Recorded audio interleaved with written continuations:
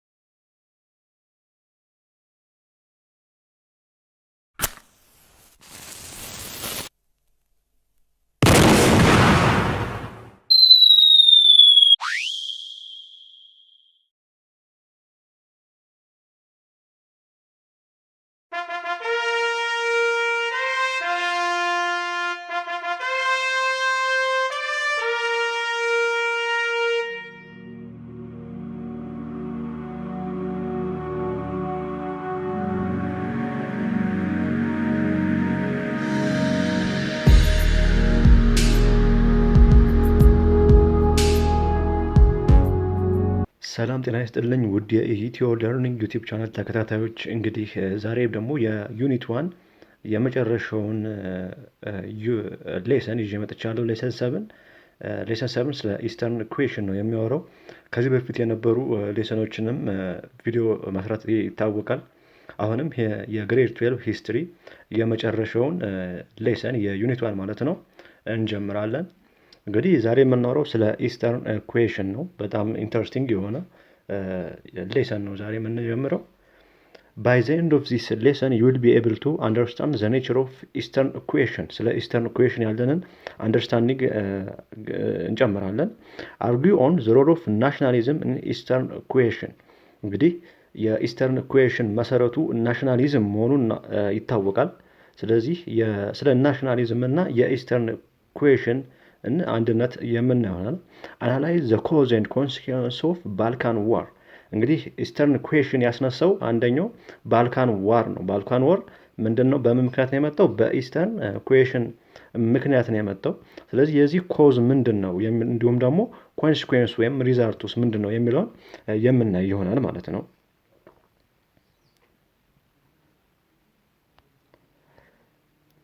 The Eastern equation meant what would happen to Ottoman Empire in the Balkan and elsewhere as Ottoman power declined. እንግዲህ ኢስተርን ኢኩዌሽን የምንለው በኦቶማን ኤምፓየር ላይ የተነሱ የባልካን ኦቶማን ኤምፓየር እንግዲህ ባልካን ሪጅንን ሲመራ የነበረ ነው። በጣም በዚህ ጊዜ በጣም ትልቅ ኤምፓየር መስርቶ ነበረ። እንግዲህ ለኢስተርን ኢኩዌሽን መንስኤው ምንድነው ስንል የኦቶማን ፓወር ዲክላይን መሆን ነው ማለት ነው። ስለዚህ ዘ ዳውንፎል ኦፍ ኦቶማን ኤምፓየር ወይም ደግሞ ዘ ዲክላይን ኦፍ ኦቶማን ኤምፓየር ኢዝ ዘ ኮዝ ኦፍ ኢስተርን ኢኩዌሽን እንለዋለን። ስለዚህ ኢስተርን ኢኩዌሽን ጥያቄ የተነሳው የናሽናሊዝም ጥያቄ የተነሳው የኦቶማን ኤምፓየር በአካባቢው ምን ስለነበረ ነው? ዲክላይን እየሆነ በመጣበት ጊዜ ነው ማለት ነው። እንግዲህ ኦቶማን ኤምፓየር ትልቅ ኤምፓየር ነው ብያችኋለሁ። ባልካን ሪጅንን ሲመራ የነበረ ኤምፓየር ነው በዛ ጊዜ። ኢን ዘ ባልካንስ ዘ ኦቶማን ኤምፓየር ዋዝ ትሪትንድ ባይ ሚሊተሪ ኦፍ ባልካን ናሽናል ሙቭመንትስ።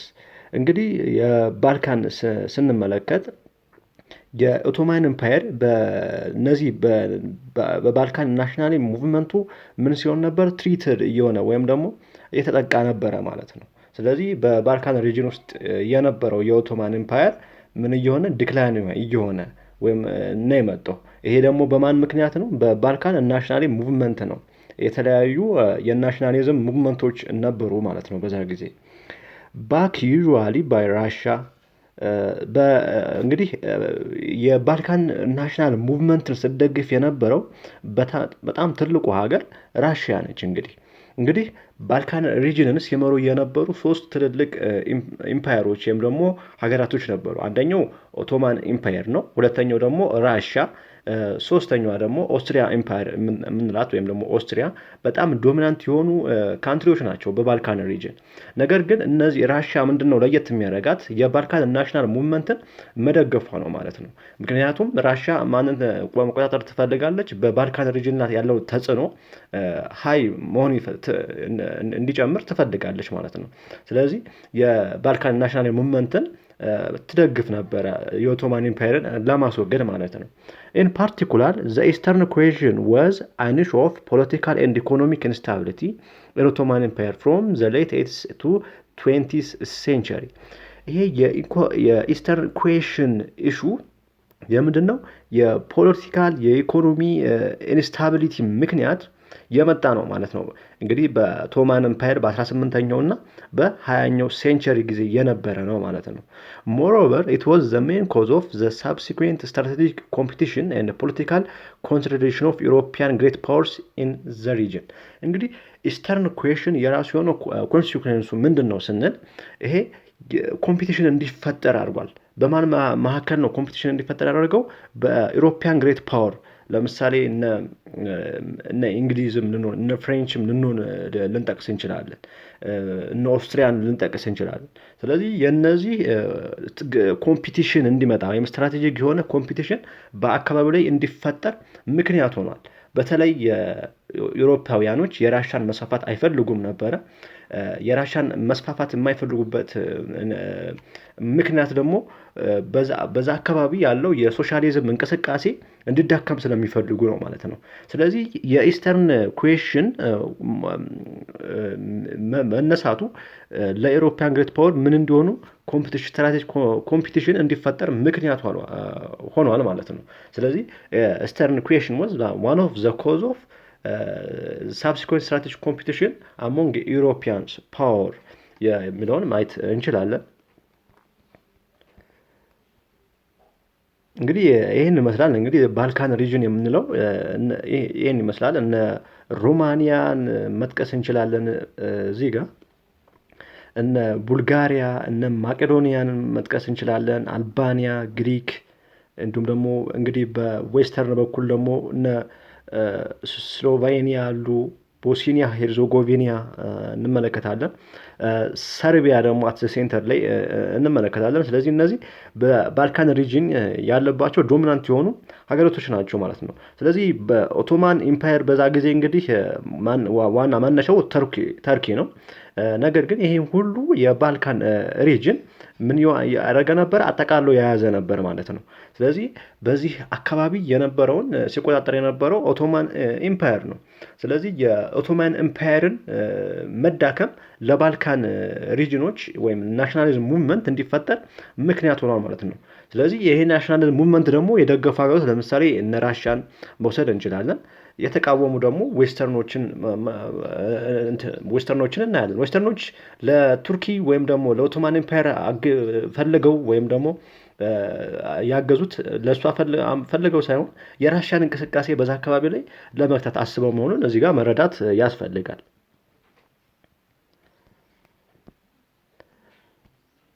As the collapse of Ottoman Empire approached, the European power engaged in power struggle to safeguard their military, strategic and commercial interest in the Ottoman domains.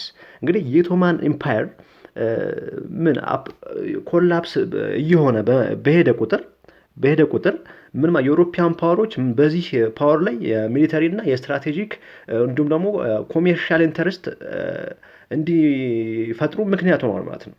እንግዲህ መጀመሪያ ላይ የኦቶማን ኢምፓየርን መጀመሪያ አካባቢ አልደገፉትም፣ አውሮፓውያኖች አልደገፉም። እዚህ ጋር አንድ ማስተዋል ያለብን ነገር ምንድነው? መጀመሪያ አካባቢ ላይ አውሮፓውያኖች ኦቶማን ኢምፓየርን ምን አልፈለጉም ነበረ፣ መደገፍ አልፈለጉም። እንደውም ደግሞ ዊክ የሆነ ኦቶማን ኢምፓየር በዛ አካባቢ እንዲኖር ነበር የሚፈልጉት እንጂ ስትሮንግ የሆነ ኦቶማን ኢምፓየር እንዲመጣ አይፈልጉም ነበር። ምክንያቱም ስትሮንግ ከሆነ እነሱም ጋር መምጣቱ ስለማይቀር ማለት ነው። ነገር ግን እዛ ጋር ዊክ የሆነ ኦቶማን ኢምፓየር በዛ እንዲቆይ ድጋፍ ያደርጉለት እንደነበረ ማስታወስ አለብን ማለት ነው። ስለዚህ የኦቶማን ኢምፓየር ምን እየሆነ ኮላፕስ እየሆነ በሄደ ቁጥር ምን አውሮፓውያኖች ምን ላይ ኢንጌጅ ማድረግ ጀምሩ ማለት ነው? በሚሊተሪ በስትራቴጂክ እንዲሁም ደግሞ ኮሜርሻል ኢንተረስት ከኦቶማን ጋራ ማድረግ ጀምሩ ማለት ነው። The decline of Ottoman Empire benefited Imperial Russia. On the other hand, Austro-Hungary and United Kingdom demanded the empire preservation as being in their best interest. እንግዲህ የኦቶማን ኤምፓየር መዳከም ወይም ደግሞ ዲክላይን መሆን ለራሽያ ምንድነው እንደ ጥሩ አጋጣሚ ወይም ደግሞ ኦፖርቹኒቲ ወይም ቤኔፊት ነው ለራሽያ። ነገር ግን ኦስትሮ ሃንጋሪ፣ ዩናይትድ ኪንግደም እና ፍሬንች በአጠቃላይ አንዳንድ የአውሮፓ ሀገሮች ምን ይፈልጉ ነበረ?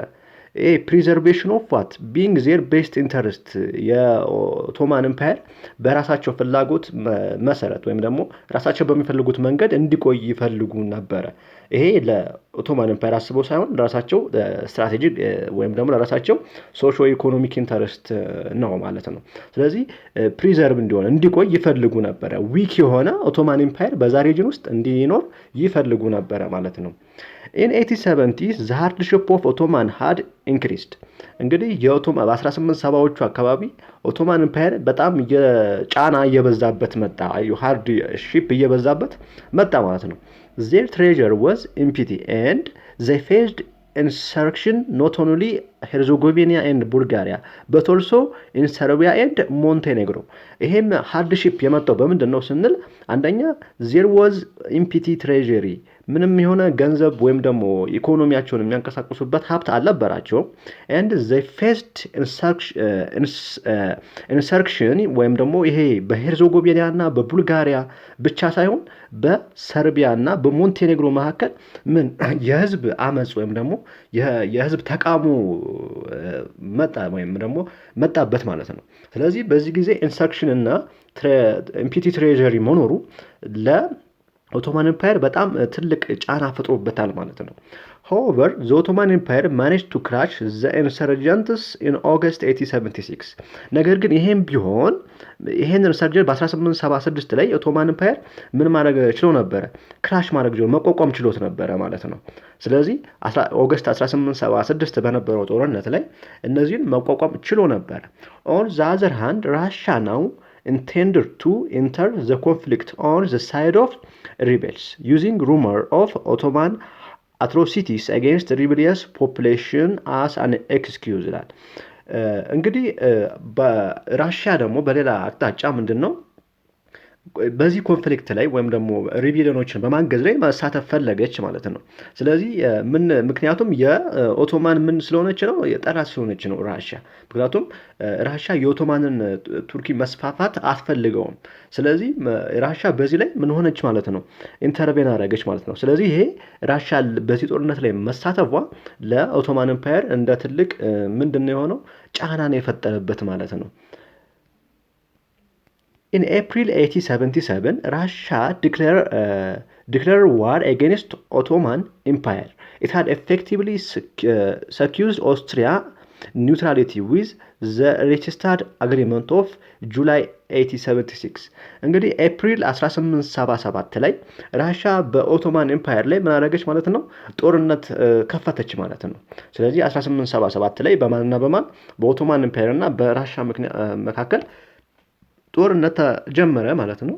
It had effectively secured Austria neutrality with the Reichstag Agreement of July 1876. እንግዲህ በዚህ ጦርነት ላይ ምንድነው በሬችስታግ አግሪመንት ላይ ምንድነው የኦስትሪያን ኒውትራሊቲ ወይም ደግሞ ራሽያና ኦቶማን ኤምፓየር ጦርነት ላይ ሲገቡ ኦስትሪያ ኒውትራል እንድትሆን ራሻ ምንድነው ማለት ነው የኮንቬንሽን ኦፍ ኒውትራሊቲ ተፈራርማ ነበር ማለት ነው። ስለዚህ በዚህ ጊዜ ኦስትሪያ አትገባም ማለት ነው በጦርነቱ። ስለዚህ ይሄ ምንድነው ኒውትራሊቲ ስምምነት አግሪመንት ሬጅስተር አግሪመንት በመባል ይታወቃል። 1876 ላይ ነው under which Ottoman territory captured during the war would be partitioned between Russia and Austro-Hungarian Empire with the latter obtained Bosnia and Herzegovina.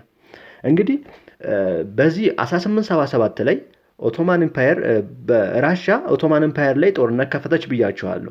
ጦርነት ስከፍት ደግሞ ራሽያ አንድ ስምምነት ተስማምታ ነበር። ይሄም ኦስትሪያ በጦርነት ላይ ኒውትራል እንድትሆን ይህም አግሪመንት ምን ይባላል? ሬጂስተርድ አግሪመንት እንለዋለን። በዚህ ጊዜ ምንድነው ይሄ ስምምነት ከተፈራረሙ በኋላ ራሻ ጦርነት ከፈተች። ከጦርነቱ በኋላ ምን ያዘች ማለት ነው? የኦቶማን ቴሪቶሪዎችን ምን አደረገች? ተቆጣጠረች ራሻ ማለት ነው። ስለዚህ በዚህ ጊዜ ከጦርነቱ ከተቆጣጠሩ በኋላ ወይም ራሻ ካሸነፈች በኋላ እንግዲህ ቴሪቶሪው ለሁለት ነው የተከፈለው። አንደኛ በራሻ ግዛት እንዲኖርና እንዲሁም ደግሞ ኦስትሮ ሃንጋሪ ኤምፓየር እንዲይዘው ማለት ነው። ስለዚህ ኦስትሮ ሃንጋሪ ማንን ነበር የተሰጣት ማለት ነው? ቦስኒያ ሄርዞጎቪና የምትባል ቦታ ለማን እንዲሰጥ? ለኦስትሮ ሃንጋሪ ወይም ደግሞ ለኦስትሪያ እንዲሰጥ ምክንያት ሆኗል ማለት ነው። ስለዚህ ይሄ ስምምነት መኖሩ ወይም ደግሞ ሪስታርት አግሪመንት ለራሻ ጠቅሟታል ማለት ነው። ብሪቴን ዲድ ኖት ኢንቮልቭ ኢትሰልፍ ኢን ዘ ኮንፍሊክት። በዚህ ጊዜ ግን ብሪትን ምን አላለችም? ኢንቮልቭ አላደረገችም፣ አልተሳተፈችም ነበር። ሆቨር ዌን ራሻ ትሪትንድ ቱ ኮንከር ኮንስታንቲኖፕል ናው ኢስታንቡል ብሪቴን አርጊድ ኦስትሪያ ኤንድ ጀርመኒ ቱ አሊ ዊዝ ኢትስ አጌንስት ራሻ። ነገር ግን መጀመሪያ ላይ ያው እንግዲህ ብሪቴን ወደ ጦርነት አልገባችም ብያችኋለሁ። ነገር ግን ራሻ ኮንስታንቲኖፕልን ኮንኪር ስታረጋት ወይም ደግሞ የአሁኗ ኢስታንቡል የምንላትን ማለት ነው ስትቆጣጠር ብሪቴን ከማን ጋር ነው ስምምነት የፈጠረችው? ከኦስትሪያ እና ከጀርመኒ ጋር በመሆን ራሻን ለመግጠም ተስማሙ ማለት ነው። ራሻ ኔጎሽየትድ ፒስ ስሩ ዘ ትሪቲ ኦፍ ሳን ስቴፋኖ ኦን ማርች 1878 which stipulated independence for Romania, Serbia, Montenegro, autonomy of Bulgaria, ሪፎርምስ ኢን ቦስኒያ ኤንድ ሄርዞጎቪና። እንግዲህ ራሻ የራሷ ፒስ ስምምነት ወይም ደግሞ ኔጎሽዬሽን ፈጥራ ነበረ። በዚህም ትሪቲ ሳን ስቴፋኖ የሚባል ትሪቲ በ1876 ተፈራርማ ነበር ማለት ነው። በዚህ ስምምነት ምን እንዲሆን ነው የተፈረገው? እነ ሮማኒያ፣ እነ ሰርቢያ፣ እነ ሞንቴኔግሮ እንዲሁም ደግሞ አውቶኖሚ ኦፍ ቡልጋሪያ ራሷን ነፃ እንድትወጣ ራሷን ማስተዳደር እንድትጀምር እንዲሁም ደግሞ በቦስኒያ ሄርዞጎቪና ላይ ሪፎርም እንዲኖር ወይም ደግሞ ለውጥ እንዲኖር አረጋለች ማለት ነው። እንዲሁም ደግሞ ዘ ሲዲንግ ኦፍ ዴቡስጃ ኤንድ ፓርት ኦፍ አርሜኒያ የሚባሉና አርሜኒያ ሪፎርም ተደርጓል ማለት ነው። ኤንድ ላርጅ ኢንዲሚኒቲ ቱ ራሻ እንዲሁም ደግሞ አብዛኛው ቴሪቶሪ ወይም ደግሞ ኢንዲሚኒቲ የሚባለውን ማለት ነው ራሻ እንድትወስድ ምክንያት ሆኗል ማለት ነው። አት ትሪቲ ኦፍ ሳን ስቴፋኖ በሚባለው አግሪመንት ማለት ነው። ይሄ ራሻ ያለችው የተፈራረመችው ኔጎሽዬሽን ፒስ ኔጎሽዬሽን ነው ማለት ነው። በዚህ ጊዜ እነዚህን አስመልሳለች ወይም ደግሞ ነፃነታቸውን እንዳገኙ አድርጋለች ማለት ነው። This would give Russia great influence in Southern Europe as it could dominate the newly independent state. ይሄ ደግሞ መኖሩ ለራሻ ምንድነው በሳውዘርን ዩሮፕ ላይ ያላት ተጽዕኖ ሃይ እንዲሆን ግሬት ኢንፍሉዌንስ እንድታረግ ምክንያት ይሆናታል ማለት ነው። ስለዚህ it could dominate the new independent state ራሳቸውን ምን ያደርጉ ኢንዲፔንደንት ነፃ የወጡ አገራቶች ላይ ዶሚናንት እንድትሆን ወይም ደግሞ በዛ ያላት ተጽዕኖ ከፍተኛ እንዲሆን ምክንያት ይሆናል ማለት ነው ይሄ ትሪቲ። However, to reduce this advantage to Russia, the great powers, especially Britain, insisted on through revision of Treaty of ሳን ስቴፋኖ። ነገር ግን ይህንን የራሻ አድቫንቴጅ ወይም ደግሞ ራሻ ያላትን ዶሚናንስ ለመቀነስ ግሬት ፓወርስ ትልልቅ የአውሮፓ ፓወር የምንላቸው ለምሳሌ በዋናነት ደግሞ ብሪቴን ማለት ነው ምን ማድረጉ ይሄን ሪቪዥን ያስፈልጋል ማለት ሪቫይዝ ማድረግ ፈለገች ማለት ነው። ትሪቲ ኦፍ ሳን ስቴፋኖን ምን ሪቫይዝ ማድረግ ፈለገች። at the treaty of Berlin on July 1378 the boundaries of the new state were adjusted in Ottoman Empire's favor. እንግዲህ በርሊን እንግዲህ at the treaty of Berlin ወይም ደግሞ የበርሊን ስምምነት ላይ 1878 በተፈራረሙት ምንድነው ያደረገችው? ኦቶማን አብዛኛው ስቴቶች ኒው ስቴቶች በማን ቁጥጥር እንዲሆኑ የፈለገችው በኦቶማን ኤምፓየር ውስጥ እንዲሆኑ ወይም ደግሞ ኦቶማን ኤምፓየር አብዛኛው ግዛቶችን እንዲይዝ ነበረ ትሪቲ ኦፍ በርሊን ያጸደቁት ማለት ነው። ቡልጋሪያ was divided into state ቡልጋሪያ ለሁለት ስቴት ከፋፈሏት በትሪቲ ኦፍ በርሊን። አንደኛው ቡልጋሪያ ኤንድ ኢስተርን ሩሚላ የሚባል አንደኛ በቡልጋሪያ ሁለተኛ ደግሞ ኢስተርን ሩሚላ በማለት በሁለት ከፋፈሏቸው ማንን ቡልጋሪያን ማለት ነው በትሪቲ ኦፍ በርሊን ላይ as it was forced that the single state would be susceptible to Russian domination ይሄ ለምንድን ነው የሆነው ቡልጋሪያንን ለሁለት መክፈል ያስፈለገበት ምክንያት ቡልጋሪያና ኢስተርን ሩሜሊያ ማለት ነው የራሻ ዶሚኔንሽን ለመቀነስ ነው ማለት ነው አንድ ከሆነች ቡልጋሪያ የምትባል አንድ ሀገር ከተፈጠረች የራሻ ዶሚኔሽን ሃይ ይሆናል ማለት ነው ስለዚህ ይሄንን ስጋት ነው በዚህ ስጋት ነው የከፋፈሉት ለሁለት ማለት ነው ቦስኒያ ኤንድ ሄርዞጎቪና were transferred to Austrian control ቦስኒያ ኤንድ ሄርዞጎቪና የሚባሉ ግዛቶች ደግሞ በኦስትሪያ ኮንትሮል እንዲሆኑ አደረጉ later Austro-Hungary took advantage of the Ottoman crisis to annex the two provinces in 1908 ይሄም ደግሞ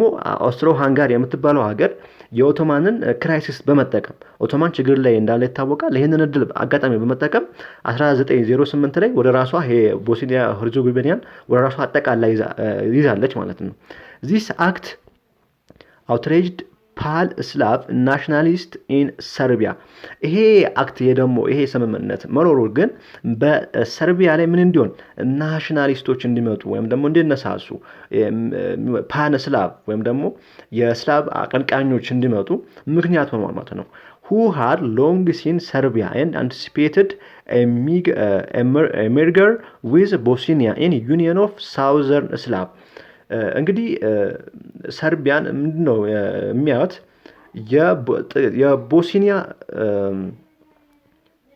የሳውዘርን ስላቭ የምትገኝ የቦስኒያ አንድ ግዛት አድርገው ነው የሚቆጥሯት እንግዲህ ሰርቢያን ማለት ነው ስለዚህ በዚህ የናሽናሊዝም ሙቭመንት ምክንያት ተነስቷል ማለት ነው በሰርቢያ ናሽናሊስቶች this eventually became an immediate cause of World War First እንግዲህ ይሄ ለወርልድ ዋር ፈርስት መነሳት ምክንያት ሆኗል ማለት ነው ይሄ እስላቦች እንግዲህ ናሽናል ሙቭመንትን ያመጡት ይሄም ደግሞ ቦስኒያ ምንድነች የሰርቢያ ግዛት ነች ብለው ነው የሚያስቡት ምክንያቱም እዚህ ጋር ቦስኒያ የሰርቢያ አንድ ግዛት ነች ብለው ነው የሚያስቡት ስለዚህ ይሄንን የበርሊንን ስምምነት ወይም ደግሞ የበርሊን ኮንፈረንስ ወይም ደግሞ ትሪቲ ኦፍ በርሊን አይቃወሙም ማለት ነው ስለዚህ የስላቭ ናሽናሊስቶች ቦስኒያ ላይ ደግሞ ጦርነት መክፈታቸው ለወርልድ ዋር ፈርስት ምን እንዲሆን ኢሚዲየት ኮዝ እንዲሆን በርካታ ኮዞች አሉ ለወርልድ ዋር ፈርስት ይሄኛው ሰርቢያን ናሽናሊስቶች በቦስኒያ ላይ የከፈቱት ጦርነት ወይም ደግሞ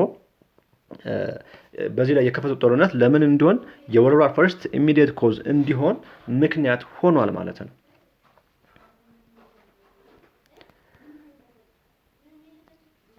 Germany drew away from Russia and became closer to Austro-Hungary with whom it included the dual alliance in 1879 እንግዲህ ጀርመንም ከራሻ ተለይታለች ምንድነው የሆነችው ጀርመን ከኦስትሪያ ጋር ስምምነት ወይም ደግሞ ዱዋል አሊያንስ ፈጥራ ነበር 1879 ላይ ይሄ ዱዋል አሊያንስ በጀርመን እና በኦስትሮ ሃንጋሪ መካከል የተፈጠረ ስምምነት ነው ይሄ ስምምነት ደግሞ ራሻና ጀርመን ያላቸው ሪሌሽን ምን እንደሆኑ ሪሌሽናቸው እንዲጠብ ሆኗል ማለት ነው ስለዚህ ጀርመን was also closely allied with Ottoman Empire ከኦቶማን ኢምፓየርም ያላት ሪሌሽን ሃይ ነበረ ማለት ነው ጀርመኒ ኢን ሪተርን እንግዲህ ወርልድ ዋር ፈርስት ላይ ስናይ ቱ ብሎኮች ነበሩ አንደኛው ብሎክ ደግሞ እንግዲህ አክሲስ ፓወር የምንለው ነው አክሲስ ፓወር በጀርመን ነው እንግዲህ በዚህ ጦርነት ደግሞ ዱዋል አሊያንሶች ተፈጥረው ነበር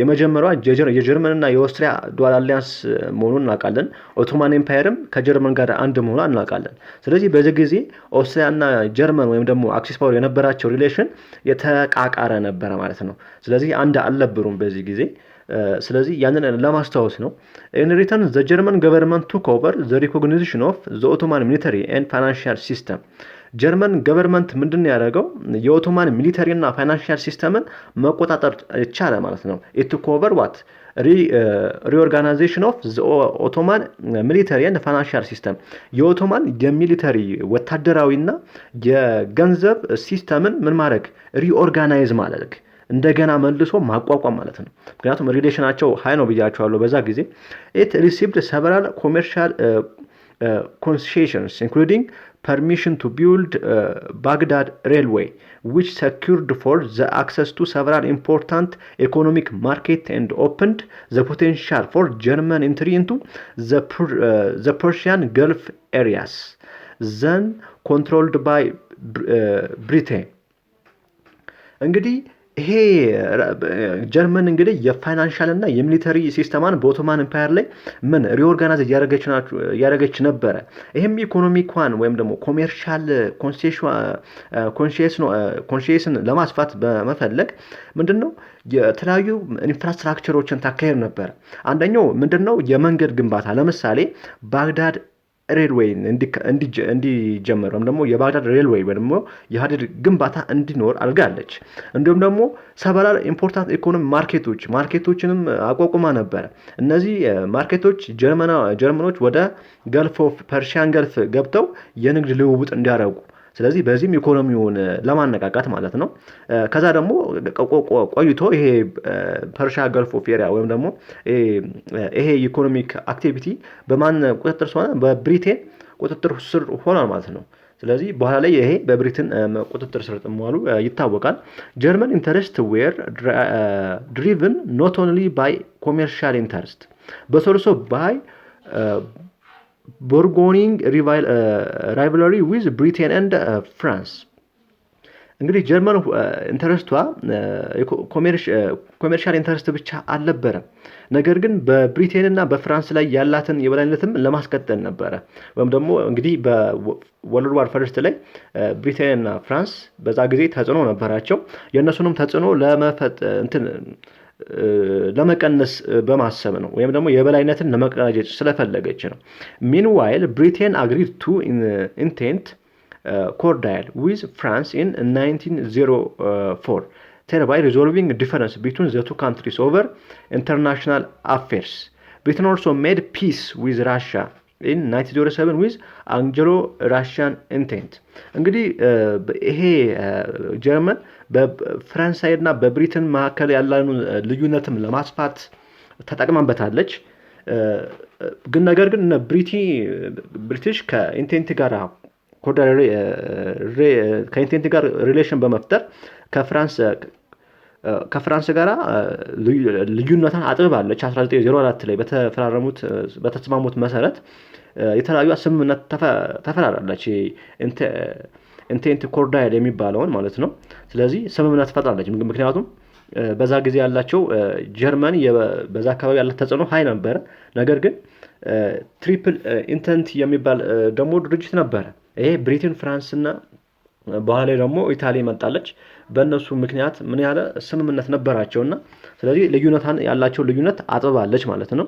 thereby resolving difference between the two countries over international affairs። ስለዚህ በኢንተርናሽናል አፌር ላይ ያላቸው ልዩነትም ወይም ዲፈረንሳቸውን ለማጥበብ ማለት ነው። በፈረንሳይ እና በብሪቲሽ መካከል ያለው ልዩነት ወይም ደግሞ አለመስማማት ምን ለማለት ለመቀነስ ማለት ነው ስምምነት አድርገዋል። ብሪቴን also made peace with Russia in 1907 with Anglo-Russian intent። ከዛ ደግሞ አንጀሎ ራሽያን ኢንቴንት የሚባለው ብሪቴን ከማን ጋር? ከራሻ ጋር ስምምነት ፈጥራለች ማለት ነው። 1907 ላይ አንጀሎ ራሽያን ኢንቴንት የሚባል ከስምምነት ማለት ነው።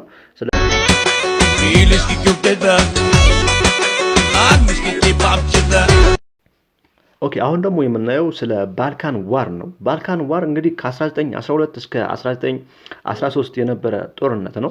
ለባልካን ዋር መጀመሩ እንግዲህ አንደኛው የናሽናሊዝም ሙቭመንት ነው። ሁለተኛው ደግሞ የኦቶማን ኤምፓየር ዲክላይን መሆን። ኦቶማን ኤምፓየር ዲክላይን ሆነ፣ ኢስተርን ኩዌሽን ተነሳ፣ ናሽናሊዝም ሙቭመንት ተነሳ። ከዛ ደግሞ ባልካን ዋር ተፈጠረ። እንግዲህ ባልካን ዋር በተለያዩ ሀገራቶች መካከል የተደረገ ጦርነት ነው። እሱን የምናይ ይሆናል። ዘ ባልካን ዋር ዌር ቱ ሰክሰሲቭ ሚሊተሪ ኮንፍሊክት that took place in Balkan Peninsula in 1912 and 1913 that deprived the Ottoman Empire of all its remaining territories in Europe except part of Thrace and city of አድሪናኦፕል። እንግዲህ ይሄ ጦርነት በሁለት ቦታ ላይ የተካሄደ ጦርነት ነው።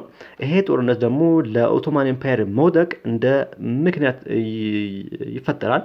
እንደውም ደግሞ አብዛኞቹ ቴሪቶሪዎች በአውሮፓውያኖች የኦቶማን ኤምፓየር ይዞት የነበረውን ቦታ ምን ዲፕራይቭ እንዲሆን እንዲቀንስ አድርጎታል ማለት ነው።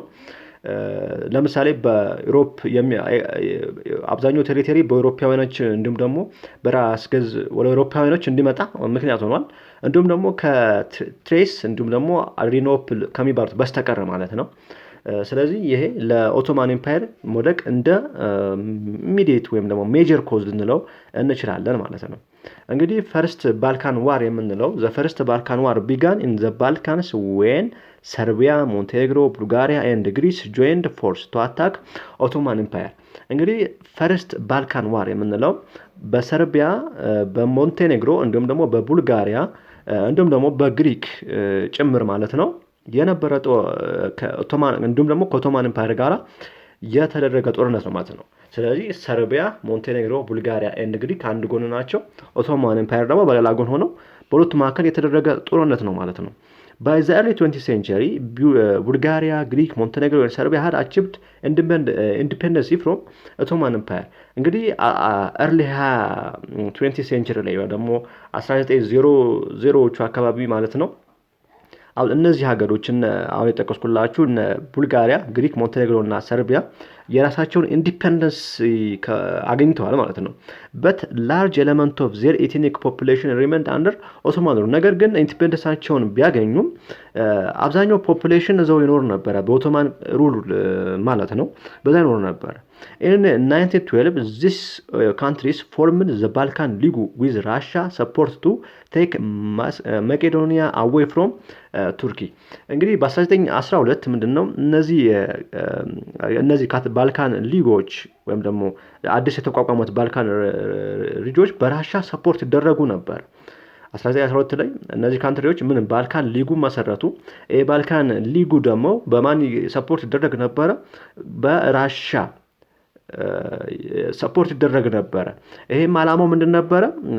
መቄዶኒያን ማስመለስ ነው አላማቸው የነበረው የባልካን ሊጉ መቄዶኒያን ከቱርኪ ወደ ራሳቸው ግዛት ወይም ደግሞ ነፃ ለማውጣት ያደረጉት ስምምነት ነው ማለት ነው በራሻ ረዳትነት። The first Balkan War began October 1892 and Balkan allies were soon victorious። እንግዲህ ፈርስት ባልካን ዋር ላይ ማን ነው ቪክቶሪየስ የሆነው? ባልካን አሊስ ወይም ደግሞ የባልካን ሊጉ የምንላቸው ባለድል ሆነዋል ማለት ነው። The Turkish collapse was so complete that an armistice was signed on December 3, 1912። እንግዲህ የቱርኪሽ ሙሉ ለሙሉ ኮላፕስ የሆነው በዚህ ጊዜ በዲሴምበር 3 1912 ላይ በተፈራረሙት ስምምነት ነው።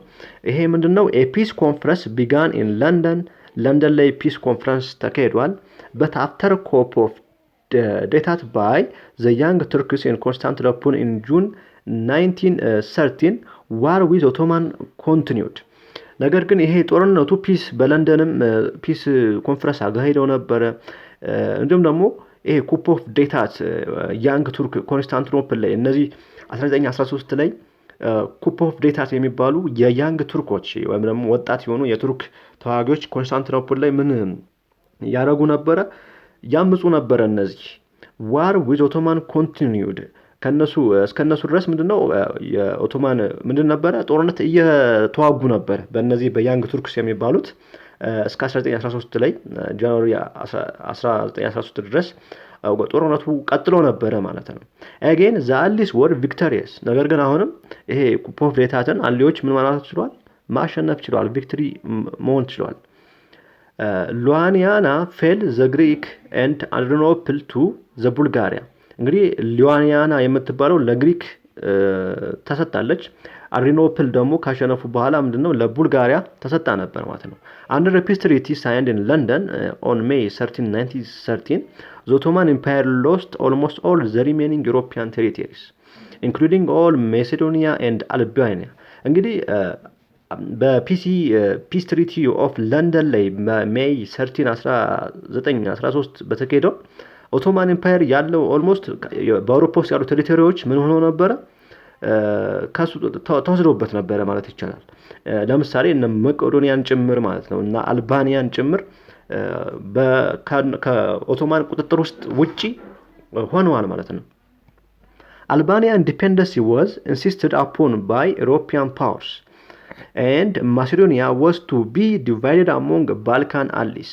የአልባኒያ ኢንዲፔንደንሲ በማን ነበረ? በኢሮፒያን ፓወሮች ነው ኢንዲፔንደንሷን ያገኘችው ማለት ነው። እንዲሁም ደግሞ መቄዶኒያ ደግሞ ለምን እንድትሆን ለባልካን አሊ ማዕከል እንድትከፋፈል ለባልካን አሊዎች እንድትሰጥ ምክንያት ሆኗል ማለት ነው።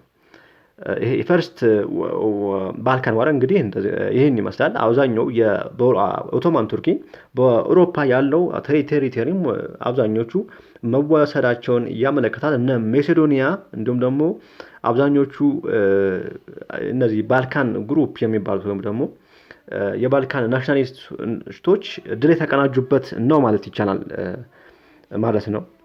ሰከንድ ባልካን ዋር የምንለው ደግሞ second Balkan War erupted when the Balkan allies, Serbia, Greek and Bulgaria, quarreled among themselves over partitioning of their consequence in Macedonia. የፈርስት ባልካን ዋር እንግዲህ የነዚህ የባልካን ሪጅኖች ከኦቶማን ጋር ያደረጉት ጦርነት ነው። ሰከንድ ባልካን ዋር የምንለው ግን ጦርነቱ እርስ በርሳቸው ማንን ለመውሰድ መቄዶኒያን ለመከፋፈል ያደረጉት ነው። የመቄዶኒያን በራሳቸው ቁጥጥር ውስጥ ለመከፋፈል ያደረጉት ጦርነት ነው ማለት ነው። ስለዚህ የእርስ በርስ ጦርነት ነው ማለት ነው። ራሳቸው የባልካን ናሽናሊስቶች ያደረጉት ጦርነት ነው። the result was resumption of hostile between Bulgaria on one hand and Serbia and Greek which were joined by Romania on the other. ይሄ ጦርነት በቡልጋሪያ እና በማን መካከል? በሰርቢያ፣ በግሪክ በሩማኒያ መካከል ነው። ስለዚህ ቡልጋሪያ አንድ ግሩፕ ነው። ቡልጋሪያ የምትባለው ሀገር ለብቻዋ፣ ሰርቢያ፣ ግሪክ ኤንድ በኋላ ላይ ደግሞ ሮማኒያ አንድ ሆነው የተዋጉት ጦርነት ማለት ነው። ኦን ዘ አዘር ሰርቢያ ኤንድ ግሪክ አላይድ አጌንስት ቡልጋሪያ። ሰርቢያ እና ግሪክ ምንድነው ቡልጋሪያን አጌንስት አድርገዋል። ኤንድ ዘ ዋር ቢጋን ኦን ዘ ናይት ኦፍ ጁን 29 up to 1913 ጦርነቱ እንግዲህ በዚህ በጁን 29 up to 30 አንድ ቀን ማለት ነው ተካሂዷል። when King Ferdinand of Bulgaria ordered his troops to attack Serbia and Greek forces in Macedonia. ይሄ ምንድነው? ፈርዲናንድ የሚባለው የቡልጋሪያ ንጉስ ወይም ኪንግ ማለት ነው ሰርቢያና ግሪክን ላይ ጦርነት እንዲከፍቱ ወታደሮችን ጦርነት እንዲከፍቱ ማድረጉ ማለት ነው የተጀመረው ጦርነቱ። Serbia and Greek forces were later joined by Romania to attack Bulgaria. ከዛ ሰርቢያና ግሪክም ቡልጋሪያን አታክ ለማድረግ ወደ ሮማኒያ ከሮማኒያ ጋር ሆነው ጦርነቱን ጀመሩት ማለት ነው። The Ottoman Empire also attacked Bulgaria and advanced in Thrace. እንግዲህ ኦቶማን ኢምፓየርም ቡልጋሪያንን በማጥቃት ትሬስን መቆጣጠር ቻለ፣ የምትባለውን ቦታ መቆጣጠር ቻለ። እንዲሁም ደግሞ ሪጌኒንግ ሪኖፕል ለማን ተሰጣ ነበረ? ለቡልጋሪያ ተሰጣ ነበረ። ነገር ግን ቡልጋሪያ ባልካን ሪጅኖች ጋር ጦርነት ሲከፍቱ ኦቶማን ኢምፓየር አድሪኖፕልን መልሶ ተቆጣጥሯል ማለት ነው። On July 30 they concluded an armistice to end hostilities and the Treaty of Bucharest was signed between the combatants in August 10, 1930. እንግዲህ ከጦርነቱ ከተካሄደ በኋላ ምን አርሚስቲክ ወይም ደግሞ ጦርነት የማቆም ወደ ሰላም ለመምጣት ወደ ስምምነት ለመምጣት ትሪቲ ኦፍ ቡቻረስት የሚባል ተፈራረሙ ማለት ነው። ስለዚህ ትሪቲ ኦፍ ቡቻረስት የምንለው ቡልጋሪያ እንዲሁም ደግሞ ሌሎቹ እና ሰርቢያና ግሪክ ማዕከል የተደረገ ስፒስ ትሪቲ ነው ማለት ነው። ስለዚህ ጦርነቱ እንዲያበቃ ምክንያት የሆነ ነው። under the terms of treaty Greek and Serbia divided most of Macedonian between themselves. እንግዲህ ከትሪቲ ኦፍ ቡቻረስት በኋላ ግሪክና ሰርቢያ አብዛኛው የማሴዶኒያን ፓርት እንዲከፋፈሉ ምክንያት ሆኗል። leaving Bulgaria with only a small part of the region. ትንሽ ሪጅን ደግሞ ቡልጋሪያ አግኝታለች ማለት ነው በዚህ ስምምነት። The Balkans war were marked by ethnic cleansing. ይሄ ባልካን ዋር የምንለው በጣም የዘር ጭፍጨፋ ኤትኒክ ክሊኒንግ የነበረበት ነው።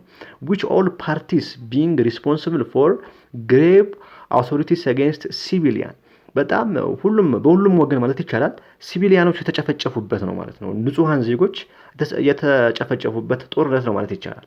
as a result of the Balkan war Greek gained southern Macedonia as well as Iceland of Crete. በባልካን ዋር ምክንያት ግሪክ አብዛኛው ሳውዘርን ሜቄዶኒያን እንዲሁም ደግሞ አይስላንድ ኦፍ ክሪቴን ማግኘት ትችላለች ማለት ነው። በዚህ ስምምነት ትሪቲ ኦፍ ቡቻረስት እንዲሁም ደግሞ በጦርነቱ አጠቃላይ ማለት ነው። ሰርቢያ ጌንድ ዘ ኮሶቮ region and extended into northern and central macedonia ሰርቢያ ምንድነው ኮሶቮ ሪጅንን አግኝታለች። እንዲሁም ደግሞ ቴሪቶሪዋን በኖርዘርን ኤንድ ሴንትራል ማሴዶኒያ ላይ ምን ማስፋት ትችላለች ማለት ነው። አልባኒያ was made on an independent state by German prince አልባኒያ ደግሞ ምን ኢንዲፔንደንት ስቴት እንድትሆን በማን ነው ይሄ የተፈቀደላት ማለት ነው? በጀርመን ፕሪንስ አማካኝነት አልባኒያ ራሷን የቻለች ነፃ ሀገር እንድትሆን ምክንያት ሆናለች ማለት ነው። ስለዚህ እነዚህን እንደ ኮንሲኩዌንስ ኦፍ ባልካን ዋር ብለን መያዝ እንችላለን ማለት ነው።